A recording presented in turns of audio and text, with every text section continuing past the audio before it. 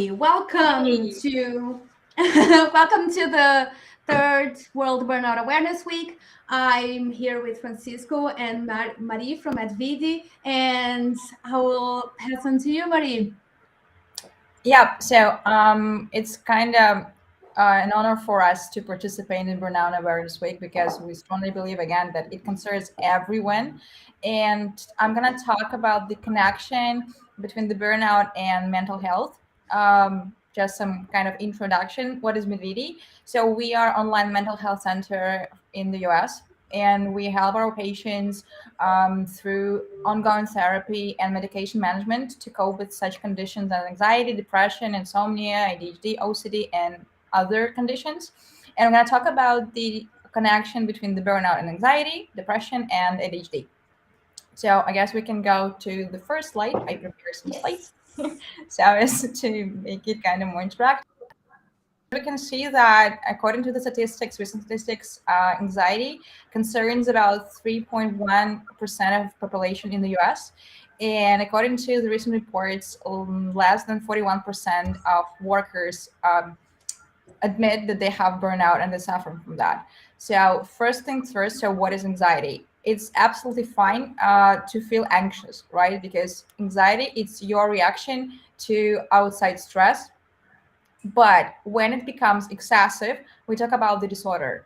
So you might feel extremely anxious and it interferes your life during more than 2 weeks. Only after that, we can imagine that you might have a disorder. When we talk about the anxiety disorder, so it can be GAD, so it's the generalized anxiety disorder, which might be described with headaches, different controlling your worry. It becomes over the top. You might also have some panic attacks or anxiety attacks. You have trouble sleeping, you become irritable and stuff like that. Another type of anxiety disorder is the panic disorder. It's when you have unexpected panic attacks. It might be also be social anxiety disorder. It's when you feel extremely uncomfortable when you are around people, when you visit public places. And again, I want to stress that this anxiety is uncontrollable. It's over the top. It's overwhelming.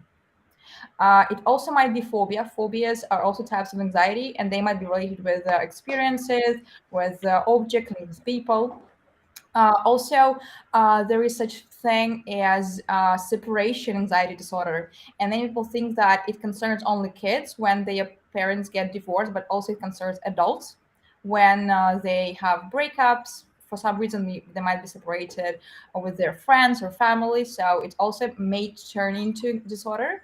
And also, there is such thing as selective mutism. It's rare disorder, okay, and it's mainly associated. It's more common for kids when because of specific situations, social situations, person has extremely fear of speaking up, and that's why they just prefer not to talk, and it's hard for them to talk to anyone. So, as we know what anxiety is, again, we talk about disorders right now, okay, not general everyday anxiety. Obviously, anxiety and burnout are connected. We can, according to like recent researches, like they show this connection, but it doesn't mean that they are the same thing.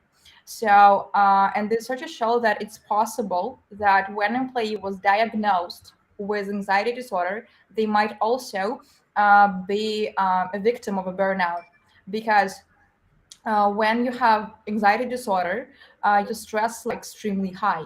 So when you're extremely stressed, right, and you cannot control it, it might be challenging for you to feel safe and comfortable in the working environment.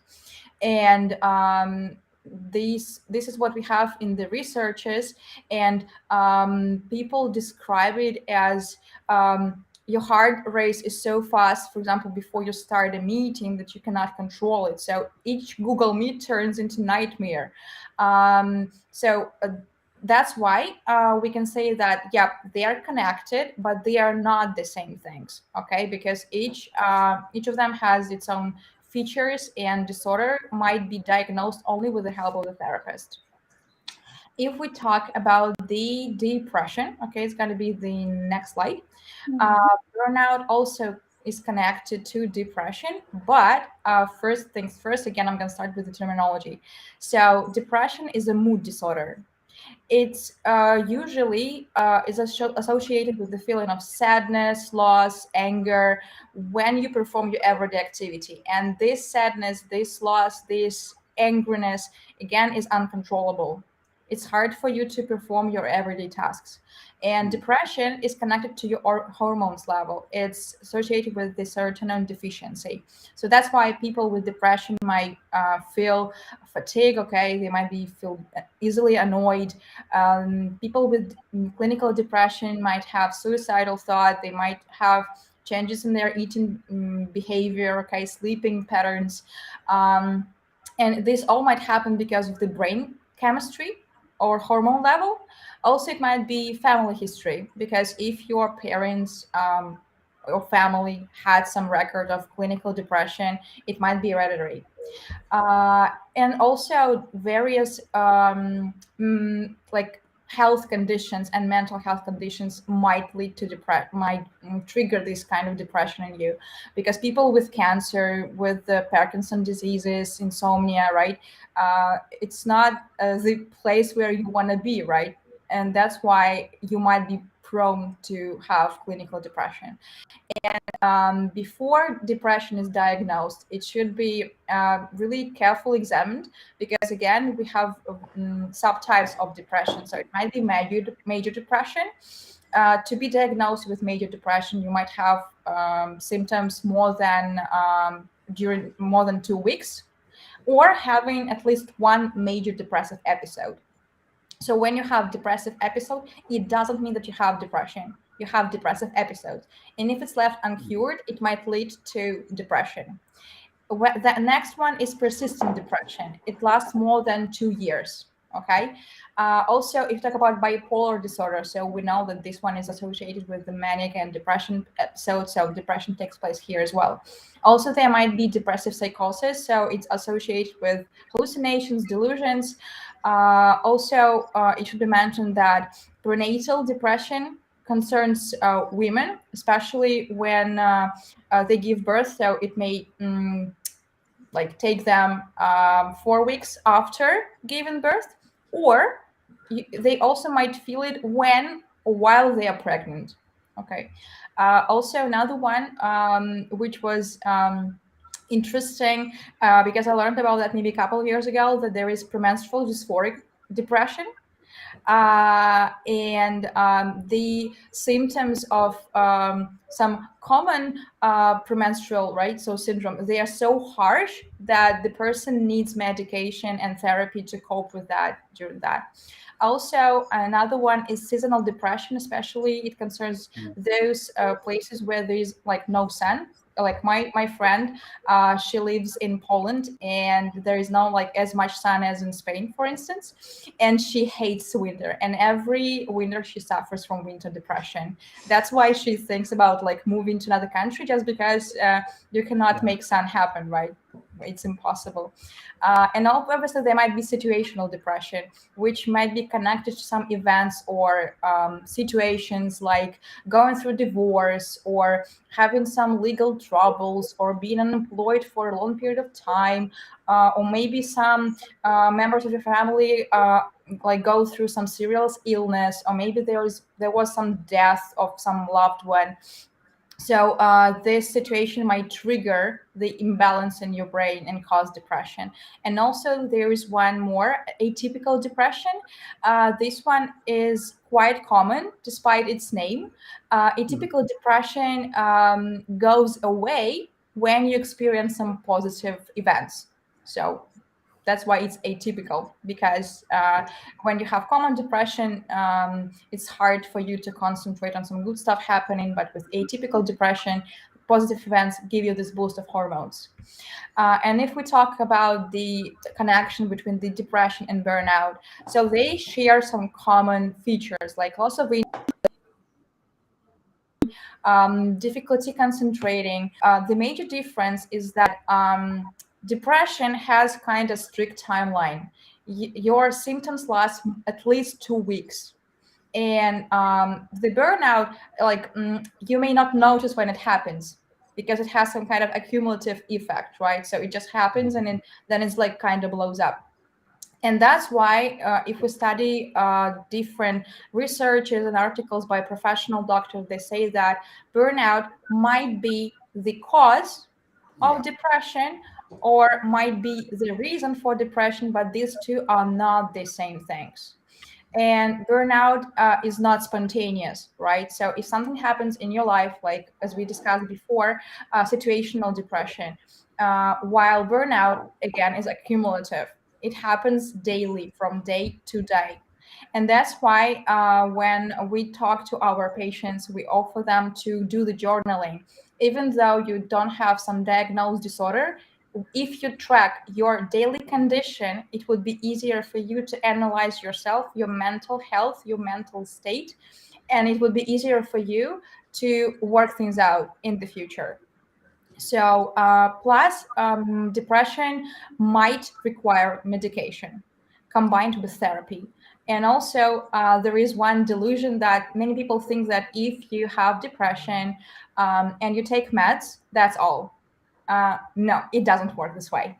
Therapy involves therapist plus medication. It's the most useful way and maybe the most beneficial one, because when you take medication, you help your body, you help your physical part, right? When you talk to the therapist, you work with your feelings, you work with your mental state. So, and these two things combined make the best benefit you can ever have. uh, so, and that's why if you talk about the depression, especially burnout related depression, you must mention that when you go to the therapist, because unfortunately, not in all countries in the world, burnout is an official. I'm not sure it's like disorder. Okay. Yeah, exactly. And that's why it's important not to confuse these two states, because it demands careful examination step by step. And the most curious one is the connection of the burnout and ADHD. So first things first. Oh, sorry, one sec. One more thing about the depression. Please pay attention to the difference between feel depressed and have depression. Yeah. When you are depressed, you feel down, you have low mood, but it doesn't mean that you have depression.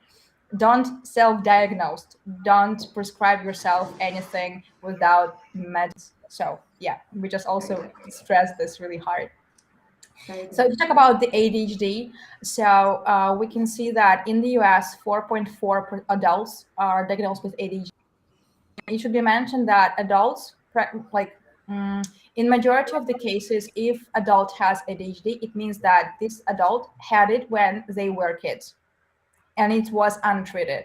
That's why they have it as adults. So ADHD is adult attention deficit hyperactivity disorder. And this is the disorder that includes a combination of persistent problems, such as difficulty paying attention, hyperactivity, impulsivity. And that's why people with ADHD, they have unstable environment all the time. They need to force themselves a lot to concentrate, to perform the task, not to get distracted.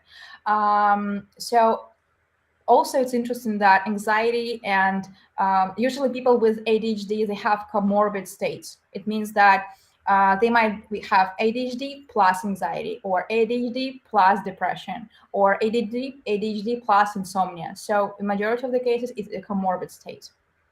And researchers show that people with ADHD, due to their symptoms like lack of motivation, constant exhaustion, difficulty to concentrate, they make extra effort all the time. They put a lot of energy all the time. They have to try harder than the rest in the workplace because they use all the energy to perform one task. And that's why people with ADHD might be more prone to burnout. It's interesting that this study showed that the number of people with ADHD and burnout, it's called ADHD burnout, grow persistently. And it has grown for about 6-7% in comparison with the last year. So what can be done with people with ADHD? So they have, it's like harsh to say they have luck, okay? But due to the fact that ADHD is an official mental disorder, and it was accepted by the medical society, you have the right to demand help at your workplace. What do I mean by help? For instance, you can ask your boss to make your regular tasks, I would say, okay, I will paraphrase it. So, for instance, you have a lot of meetings, okay, and you can ask your colleagues to write your follow-ups in written form. Obviously, if you have a lot of work, try to learn how to say no. Avoid extra shifts. Don't take extra tasks. Focus on what you can do, and they don't take more. And it's fine, because you're a person and your mental health is a priority here. Also, it's important for people with ADHD to take some time, because many people think that when they don't do anything, it's something bad. They feel guilty. But actually, giving rest to your body, it's the same as drinking water every day. Because if you don't drink water, you become dehydrated, right? So if you don't rest, you become exhausted. It's actually as simple as that. Also, you might ask your boss for accommodation that suits you. For instance, some peaceful and quiet place in the office, or you can wear special ear plugs, okay, which make it easier for you to concentrate, because they circum the outside noise. And you may ask them to use different task organizers, okay, so as to see the agenda, the particular set of tasks with the deadlines, so as to stay focused here. Yeah. And also, it's important for people with ADHD to take movement breaks, because when you move your body, you get distracted, okay? Your body thinks about moving legs and arms, muscles, okay? Blood runs in your veins. You feel rested, okay? Your hormone level rises, and you might feel better. And one more, the last but not least, is just to practice acceptance, because this is who you are, and it doesn't make you less of a person. You just work this way, and if when you know what can be done to make you feel better, then just go for it. And that's absolutely fine to ask for help, to I don't know, make environment comfortable for yourself, so as to exist in workspace environment. Yep. So this is what we usually advise to people with ADHD. Obviously, don't forget about the therapy and medication. It's also super important. Yep. And this is what I can say about the connection of mental health and burnout. Thank you, Marie. That was very, very insightful. I wrote down a lot of things. Yeah, Carol, I'm sorry. Just so I think, Marie, it would be super helpful if some of those tips that you just mentioned, if you could just share them with the audience, maybe afterwards, or if you have some bullet points that you can share. I think that would be super, super helpful. Yeah, sorry, sure. I would be glad to. I plan, so because having this checklist or guides at hand really helps. Whenever, because we all use mobile phones, so you just open it. Okay, I can do that. I can try this one. I can try this one. And if something doesn't work for you, it doesn't mean that it's the end of the world. You can talk to us. Okay, we're here to help you. You can talk to a therapist. You can talk to your community. Okay, and find people who deal with the same thing as you are. Because I was browsing the community on Reddit of people with ADHD, and some of them have some unusual symptoms. Like some people have excessive rash, okay, and it's super itchy. And like, has anyone experienced that? And people are like, yeah, I did. So the support of the community is crucial here, because people go through. Awesome. Thank you. Am I next? Well, I think I'm gonna bring some. It was very insightful to also see how burnout relates to other mental health issues. Yesterday we had in the event we had Michael Leiter, which he wrote this book with Christina Maslach, the Burnout Challenge. And one thing that he says in the book, and that he also said in the panel yesterday, is that burnout is a breakdown of the relationship between the worker and the workplace. So, and the breakdown ends up causing it may cause depression, it may cause a severe anxiety. So I had anxiety diagnosed prior to my burnout, and after my burnout I ended up with generalized anxiety disorder, which you have described, and I also had depressive symptoms, depressive episodes, I had panic attacks. So if you see mental health as a system, everything kind of connects to each other. And also when you have ADHD, the hyper-focus state is something that can really take you to the exhaustion because you're really into that. And that takes me to a way of working that has been popularized in the Silicon Valley in the 90s that is called the burnout shop. So what's a burnout shop? It's a way of functioning as a company, as a startup, that was very common in the rise of the Silicon Valley, but has been stretched out as the normal of work. It is a way of putting everything that you can in terms of energy, in terms of intellect, and working longer hours and overnight shifts. And the goal with that burnout shop would be you would create a company as fast as you could with almost no resources. And then you have this brilliant idea to put people to work in a garage.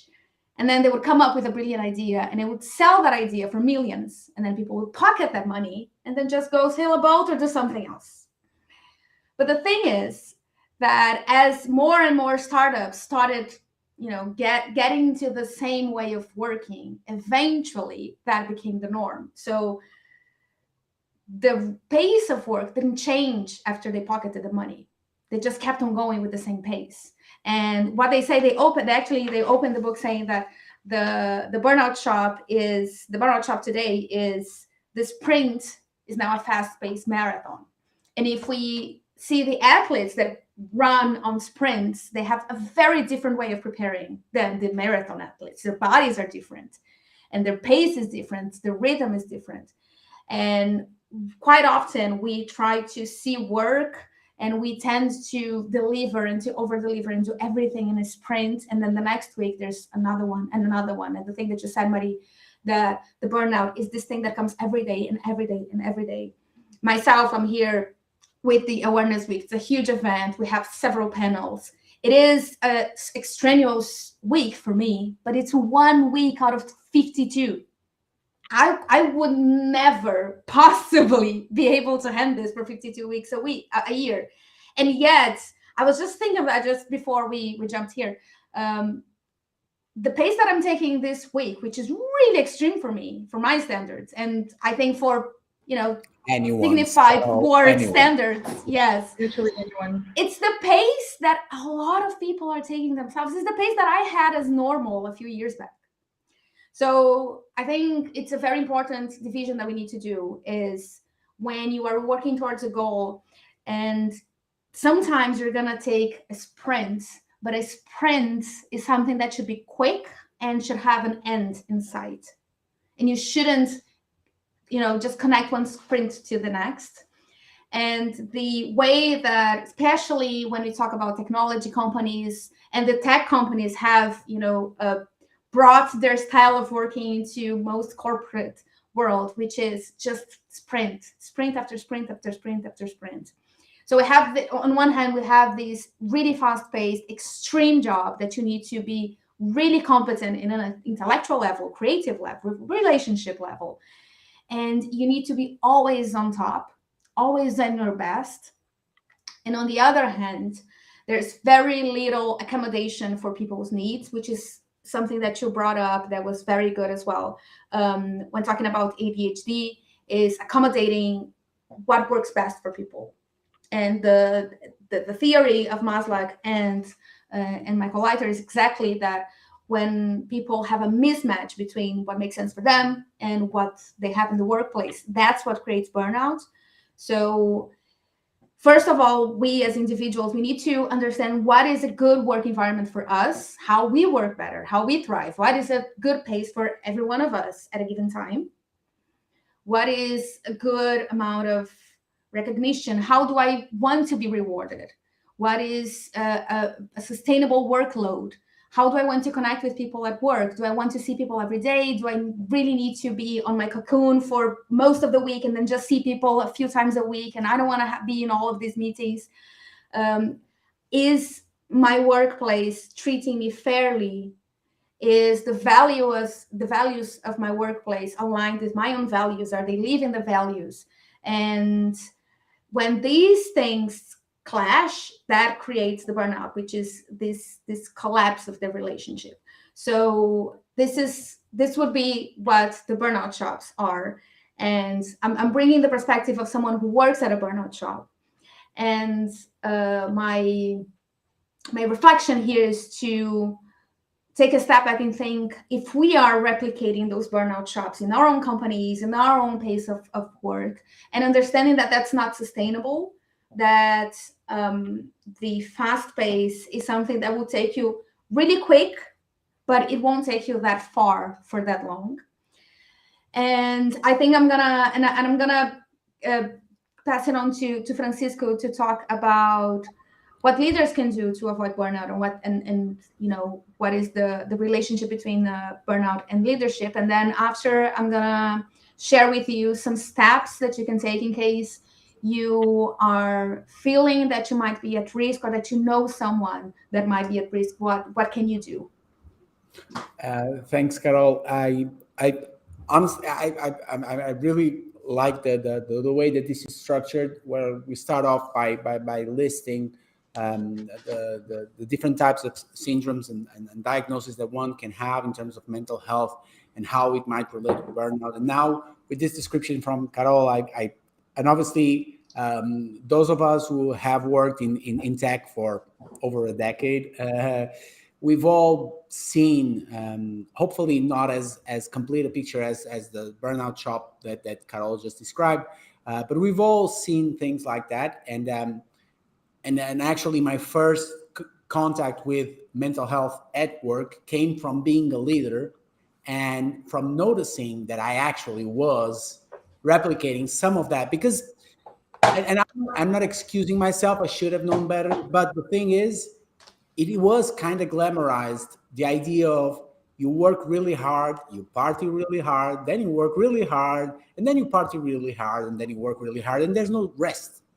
In this idea that we were sold. I don't know if I see that you're nodding your heads, but it still is, and in so many places, it still is. Yeah. Yeah, and I remember vividly a few times where I realized, or someone else just put a mirror to my face and made me realize what I was doing, not necessarily to myself, that I probably wouldn't be as concerned as what I was doing to my team. And so in particular, I remember the first time I took vacations after joining a startup, like 2 years in or something like that. And I was in this really paradisiac place with my then girlfriend.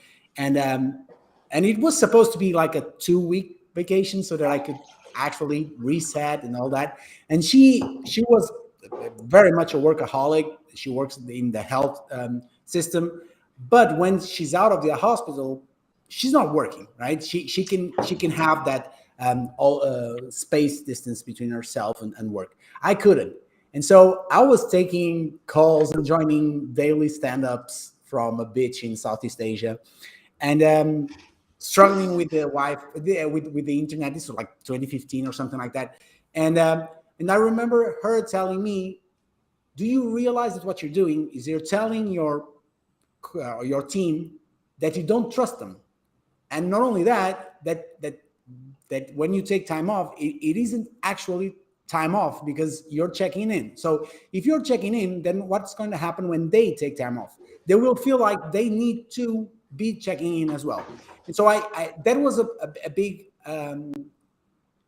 moment for me, because I understood that obviously we are social animals, and and we have a tendency to imitate, and this has served us well as a species, but this can also be very, very nasty in terms of keeping those bad habits in society. So that was my first brush with mental health, and the need to be, as a leader, be very conscious first of myself, and I would start there. I think that we all, as leaders, those of us that work at tech companies or that work at startups or that work in, we kind of have, because we know that innovation is coming mostly from these digital companies, these startup companies, and all that, and then it's going on. The good things and the bad things are then being adopted. Agile methodologies, all that is then being adopted by the rest of the marketplace.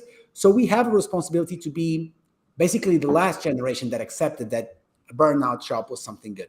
And I see a lot of good things coming out of the new generation, where their relationship to work, and I'm not saying that this is everyone, obviously I'm generalizing, but it seems to be healthier than mine. At least that's my experience. I don't know, Carol, Marie, if you agree with what I agree. Definitely. Yeah. So, yeah, go ahead. No, I wanted to give you the example. I recently reached out a blogger. She's 17 or 18 years old. She's pretty young, but she already started blogging and doing stuff on mental health. And I want to talk to her. And I like that she I always respect timing and a work-life balance of other people. So I'm against having some night calls or weekend extra work. And I like that she's like, okay, so these are my working hours, and then I'm having my me time. And I'm like, okay, I'm on your side. It says here, I get it. Care is important. No worries. I was not going to violate your boundaries. And I was really surprised that she's so young that she understands it. And it's good that they have this, I would say, flower bulbs, growing in them. That it's important. So it's really cool. Yeah, but on the other hand, which let's hold on to the good things. But what I see, so there's a report, there's the state of burnout in the workplace that has been released by an Australian company, and they have showed that the burnout among Gen Z is really, really higher than millennials and other generations. And we weren't able to investigate further on the reason for that. But one of the hypotheses that I rose actually was people are joining the workforce with that mentality, and then they get there and the reality is different. So there's this compass, there's the mismatch between what they want to do, what they want to bring to the table, and still the management being, oh, you need to give blood, sweat, and tears, because that's what we've been doing for the last 40, 50, 100 years. And so there's this mismatch, and there's obviously a power imbalance. So there's also a very long way of adjusting that and understanding what works best, and hopefully understanding that these guys that are coming after us, they are they get it. I think they get it in many ways. I mean, there's also the fact that they're all anxious. They're all entering the workforce, really anxious, instant gratification, all of that. But I think there's also that aspect that's also on the table. Definitely. So I think there's a lot more there in terms of this generation and coming in. I think that with all generations, you get a breath of fresh air, and obviously there's a lot of things that the economy will need to adjust. There are some things that they need to work on, as we had a lot of them. But I do think that as leaders, we need to first be aware of what we're doing and how we're contributing in terms of creating healthy work environments in our microcosms, whatever it is, our team, our companies, whatever it may be. And we have so at Yerbo, we have a mental well-being tool. There's hundreds of thousands of people that have gone through our tools and have used them in some way. And so we have a lot of data, and there's quite a few things that I can also share with you. And so, for instance, in terms of leadership, we can see that from 2022, comparing 2021 with 2022, we see an increase of the leaders that are experiencing high risk of burnout. In 2021, there were 20% of them. and now it's 29% in 2022. So it's quite a massive increase. So you go from 21% to 29% showing high risk of burnout. This is how we measure it based on Maslach's inventory and some modifications that come out of the European academia. So we are measuring those 4 burnout dimensions, and with that we're extrapolating a burnout risk score. You can see this increase, and so this surprised us because we expected that the pandemic losing its let's say not momentum necessarily, but not being as big a part of 2022 as it was of 2021, we would expect folks to feel better. And then we started looking at other things, like we measure 16 different job resources. So resources are the things that we have to cope with demands that the job puts to us, right? So there's 4 main types of resources, things like the task resources, so those that relate to our tasks. So say, if I feel challenged by the tasks, if I have the right tools, right? Do I have a laptop? Do I have a nice chair? Do I have all of that, right? So there are things that relate to the task, but then there are things that relate to the team, right? So are we collaborating? Are we creative, right? So are we efficacious, etc. And then there are things that depend directly on my leader. Do I have good feedback? Do I have any feedback at all? Or am I working like in the black box and no one tells me anything? So those would be like leadership type of resources. And then we have company-wide resources. And the company-wide resources are those that we usually think when we think of, at least I do, when I think of job resources, I always go first to the company ones, right? So salary, perks, right? Is it a cool place to work in, right? Or is it I don't know, what would be the worst thing, like working with weapons or tobacco or something like that, right? So do you feel valued? Do you feel pride in working for a place like that? So those would be like company resources. When we look at the data, what we find, and I can pull it up here. So some things that we realize is that most companies, when they want to improve the resource level for their employees, they try to work with the perks and the compensation, right? So they try and increase salary if they can. Right now, it's not the best moment in time for that. Or they try and increase the level of perks, right? And we've talked in different conversations throughout the Burnout Awareness Week. We talked about things like, I don't know, companies that add a pool table to the office or something like that. And they expected, all right, now everything will be okay. Now, perks, from all of the resources, we measure 16 resources, perks are the ones that have the least correlation with burnout, both positive and negative. So they're the ones that influence the least the level of burnout or work engagement that you might be facing, okay? So when a company works, it does influence it, but it's the one that influences it the least. And the second one that influences it the least is financial compensation, which is the second thing that you try to work with as a company, right? You try and increase salaries and you feel like that would be enough. And the things that actually impact the most are team coordination, the feeling of being valued by the company, and team efficiency.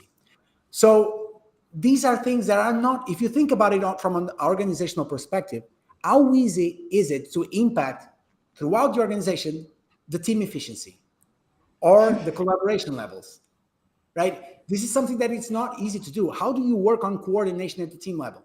So what this tells me, and then I would love to hear your thoughts, but what this tells me is that we need to, as an organization, we need to set, obviously from top down, we need to set up the right culture and the right tools, but then we need to empower leaders and each individual worker to actually be able to coordinate better, to be more creative, to be more efficient in what they're doing, the processes that they have, because this is the things that actually help fight off the burnout risk that comes from having loads of demands and not being able to meet them with the resources.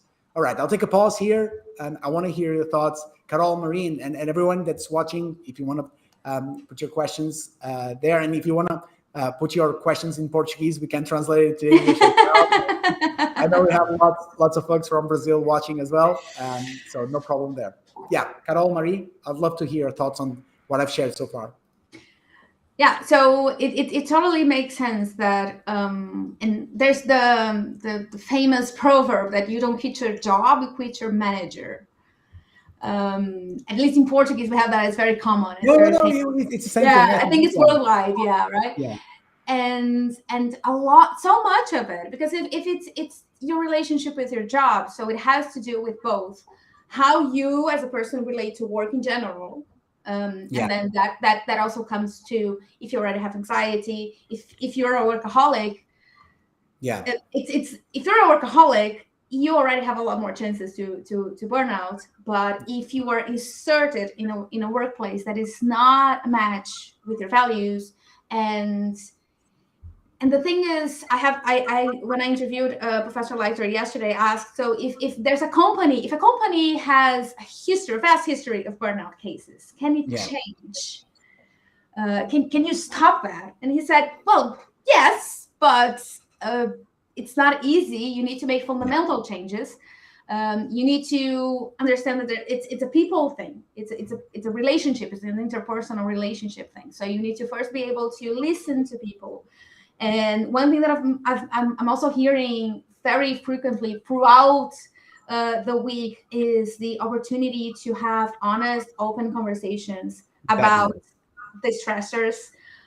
We talked a lot on the panel that we had on Tuesday with Francisco, that Francisco joined us, about psychological safety as well, which is a topic that has been trending, and I really hope that it picks up, because it is the ability of sharing your thoughts and your needs and your ideas without the fear of being retaliated or being judged, taking the risk of saying, okay, this is not working for me for this and this and this.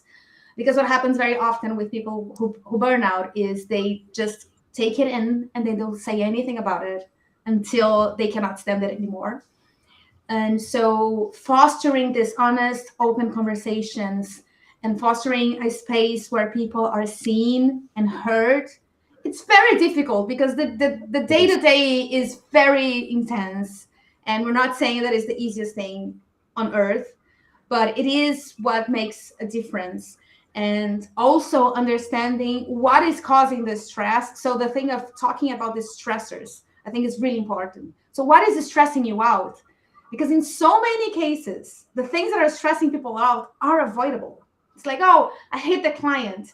And then you realize, oh, it's actually a client that we really, they pay almost nothing. And, it's not very worth it to have the client, or we need to figure out our relationship. And then we have to talk to the client, because otherwise you're going to have that person, they're just going to burn out, or they're just going to quit. Because, a significant amount of people who quit in the said great resignation, the highest reason was burnout, was to avoid burnout. So before they burn out, they're saying, I don't want to work here anymore. So before you do that, just ask them. And also, we as a society to foster these moments of reflection and self-awareness. And that can be facilitated via many practices. And I love Yerbo's technology that you can do that. You can test how is your work-life balance, or how much your life is affecting your work, how much your work is affecting your life, how's your burnout levels, if you're, and where is the needle, where are you taking the needle? And you have the reminders to do that every week or so. So to monitor what's happening. And I'm already going to the, well, Marie, you can add something, and then I will say, because it has to do with listening. I was just amazed by your speeches, guys, because when Francisco was talking about the leadership, I was thinking about my own story, because I had a pretty unfortunate experience with leadership in a company I worked in a couple of years ago. And the reason I left it because it was the burnout, which I realized pretty late. The thing was that I realized that I cannot go there anymore. I cannot do this anymore. Like when I thought even of it, like opening the door, I had like panic attacks. I was crying because the thought was terrifying. And I was constantly asking myself, like, why I feel this way, like, what is wrong with me? It was fine, like all these 4 or 5 years. What is going on with me? And I blamed myself for that, for feeling this way, because I loved working there. I had nice colleagues and stuff. And then as I hand in my notice and I said that I leave you, I cannot do it anymore. My leader, okay, said that maybe you have like seasonal depression, but not like clinic one, but maybe it's because, well, holidays are coming, it was winter, so maybe you said because of Christmas and stuff. I'm like, are you serious? Like, do you hear what I say? Like, it was, as Carol said before, it was total mismatch. We were talking some parallel universes. And then only after I quit and only maybe in 6 months I realized what happened. It started with the leader, because this person such like not high but unreasonably high standards, because you cannot just do your job. You need to you need to do more and more and more. It's not enough, and more. And when I tried to pause, and just do my basic task, like, you're not doing it enough. Like, where is your enthusiasm? You should do more. We need more and more and more. And I thought that, like, where this word more disappears. And I was analyzing years in this company, and I realized that it all started from the very top. This person was transmitting this culture of not high achievers but overachievers, like over stressed environment. And this person showed the example themselves, right? So it's no doubt that you would feel this unconscious need to jump over your head over and over again, because you see this example every day. And when you stop, you kind of fall out of it, right? You're kind of loser, you're outsider. And you ask yourself why. And it's great that I realized it, because as a manager, I also have my team, and I learned from her mistakes. Okay, I'm gonna put it this way. I made some action points, what things I would never do, what things I would never say. Like I speak with them practically every day. I ask them how they feel. I ask them, like, I prohibit them work at the weekends, work overtime, work late evening. Like, your time, we don't have any urgent tasks, so you finish at the time and that's it. If I see you browsing Miro board, I'm gonna close the access. I'm gonna delete your like profile from MEDvidi. I'm serious. And I like that in MEDvidi we have this culture, because we talk to our managers daily, weekly. We have these things. So people ask us, like, how you feel? Do you need anything? Maybe you want to rest. We had release. Maybe you want to take a couple of days off, like, just to breathe out and stuff. And it's not like because I work there, but because it's true. And it's because I see the tendency that some mental health companies, they have unhealthy mental health environment. Oh, yeah. That's actually kind of surprising, right? Because these companies promote mental health and like this mentally healthy lifestyle, but it's kind of controversial. And I like that we stick to this culture, and it comes from the very top. And I really appreciate that. And after this contrast, between being super low, and you see this kind of attitude from your managers, from your colleagues, when you hear constant feedback, you hear that you're fine, that you're doing a good job and stuff like that. As Francisco mentioned, it's really important. And just saying kind words, if they make sense, right? So don't give good feedback if you don't feel this way, okay, but make it constructive. It's just, I see the spark in their eyes, like, oh, okay, I'm good, I did a good TikTok, okay, thank you so much. And they look forward to this feedback, they ask for that. So, and I think it's really important for the society to I understand, like, it's not going to be quick process, right? But as fast as we can, slowly, or snail slowly, okay, go to this kind of culture, because you work with people, not robots, not AI, right? People have their stuff at home, outside work, at work.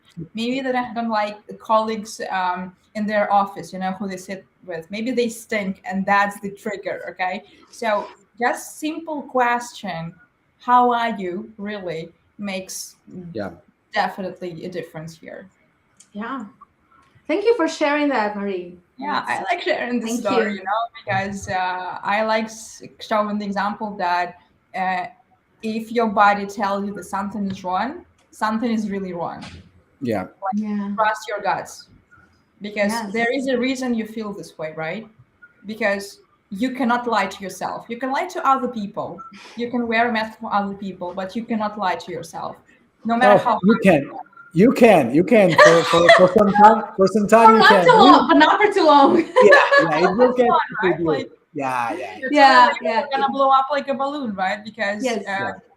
Yeah. like you can distract yourself like in different ways, different some legal and illegal stuff. But anyways, at the end of the day, you wake up and you see yourself in the mirror, right? Yeah. When you brush your Yeah. teeth and you think about your life, you're like, okay, maybe it's time for me to talk to myself about something. Yeah. And have this Yeah. conversation. Yeah, so definitely. Awesome. That was very good. So, in case someone who's watching, if you have, if you feel like you are risking, you're almost there in terms of feeling burned out, that you have a lot of chronic stress, or someone in your team who is going for that, or someone in your family or something like that. Yeah. So I will advise you to taking 4 steps in order to, try to make things better for a while. So it's the TLDR, as in too long didn't read, because that's how people feel when they're doing the pre-burnout, which is I just want another energetic. I just want another energy drink. So first one is to tune into your symptoms, is to take note. So Marie mentioned journaling earlier, and I think it's amazing to do that. Any person should be doing that, should, realize, oh, I have this headache and I've been having this last week. So when I had my first burnout, I was feeling a chest pain for a year, and I didn't even stop to notice that until I took a holiday, and then I distanced myself from work, and then I came back and I realized, oh, this is I don't think this should be like that. And then when I started listing all my symptoms, then I realized, okay, this is not normal. It's not natural. So first of all, tune into your symptoms. Notice what you're feeling that it doesn't feel like you, and also listen to other people, what they are saying about you, because sometimes people are already realizing you're not the same, the people that you trust. Second, look for help. The L, look for help, look for professional help. Go see a psychologist, go see a doctor. We have the culture in many countries, at least, we have a culture of doing checkups, regular checkups for our heart, for our blood. Yeah. We should also do checkups for the stress, for our emotions as well. It doesn't hurt if you are not used to therapy. It doesn't hurt to go to one session and see, this is happening. I just want to make sure I'm handling this in an adaptive way and not in a weird way. D, distance yourself from the stressors. So this is the most important thing, actually, because what Maria showed about depression and burnout is that burnout, you have this stressor, and until you develop depression, it happens very often that when the person withdraws themselves from work, they are still feeling good. When you're not because you have this spectrum, and sometimes you leave work when you're all the way collapsed, and then you cannot do anything else. But in some cases, if you realize that early on, and you withdraw yourself from work for a while, you are able to do other things, to exercise, to cultivate health in other ways. And in that moment of distancing yourself from the things that is stressing you, from work especially, take the time to self-reflect.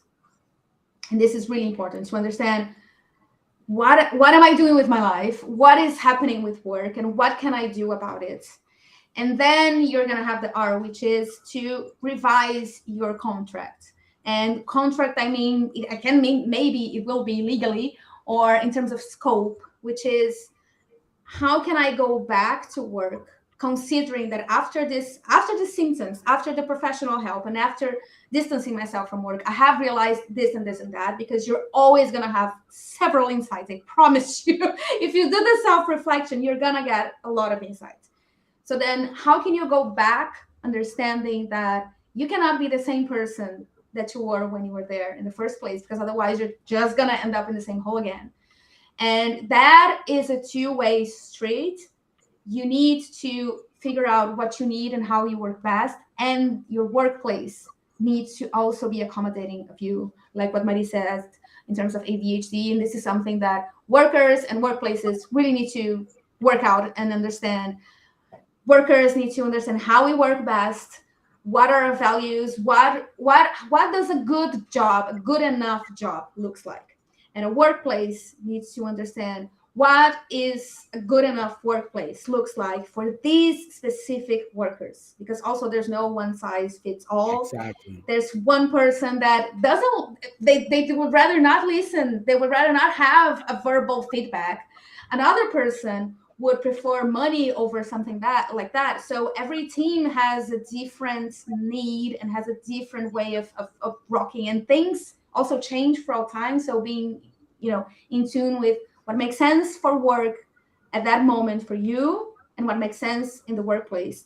And so you can figure out, as you are when you are in a relationship, in a love relationship, like, okay, this is not working and both of us need to work on this. Otherwise, this is not going to work. And then, so TLDR, tune into your symptoms, look for professional help, distance yourself from the stressors. If you cannot financially distance yourself, because you need to keep on working, it happens. If you cannot physically distance yourself, psychologically distance yourself. Try to work with a psychologist or something to understand that the things that happening at work are not about you, and then just try to strengthen yourself, and last, revise your contract. And in many cases that will mean revising your relationship with work, which is something that we should all pay attention to. That's amazing. That's amazing advice, Carol. And one thing that I was going to say, and I know we're reaching we're already on our last minutes, but I just wanted to mention that we said that it's really important to raise awareness and for everyone to understand, self-actualize and realize what they're actually feeling. I do want to congratulate you, Carol, and everyone that's working behind the scenes to make this happen, because what you're doing here is really valuable, and obviously I'm honored to be here. As Marie said at the beginning, we're very happy from Yerbo's side to just give our time as much as we can to support this mission, and hopefully this will help folks out there, and especially like just break through this taboo and make it all right to talk about this. So I just wanted to say that. Thank you so much. Thank you. And it's an honor to be able to bring this event as well, to bring our webinar to the event as well. I appreciate that. Thank you.